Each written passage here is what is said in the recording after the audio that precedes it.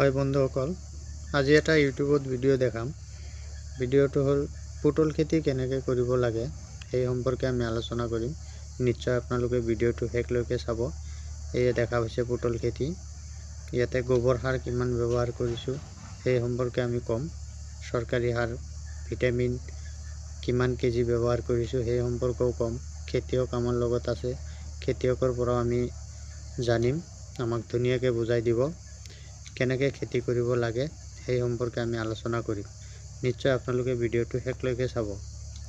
এই দেখা পাইছে পটল খেতি হয়। এইটো লোকেল পটল হয় নে হাইব্ৰিড পটল হয় সেই সম্পৰ্কে আমি আলোচনা কৰিম। গোবৰ সাৰ 1 বিঘা মাটিত কিমান দিছে, কিমান শিপা গেছে সেই সম্পৰ্কে আমি আলোচনা কৰিম। আপোনালোকে নিশ্চয় ভিডিঅ'টো শেষলৈকে চাব।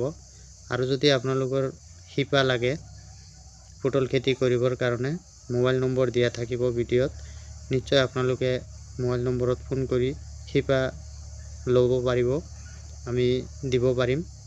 গতিকে আপোনালোকে নিশ্চয় ভিডিঅ'টো শেষলৈকে চাওক, দেখা পাব কেনেকৈ লগাব লাগে, কেনেকৈ গোবৰ সাৰ দিব লাগে সেই সম্পৰ্কে আমি আলোচনা কৰিম। আপোনালোকে নিশ্চয় ভিডিঅ'টো শেষলৈকে চাব। শিপা লাগিলে শিপা যোগান ধৰা হ'ব, মোবাইল নম্বৰ দিয়া থাকিব। মোবাইল নম্বৰত ফোন কৰিলে শিপা পাই যাব। কেনেকৈ লগাব লাগে সেই সম্পৰ্কে আমি শিকাই দিম। আপোনালোকে নিশ্চয় নিজে খেতিত লগাব পাৰিব। এই দেখা পাইছে ভিডিঅ'ত।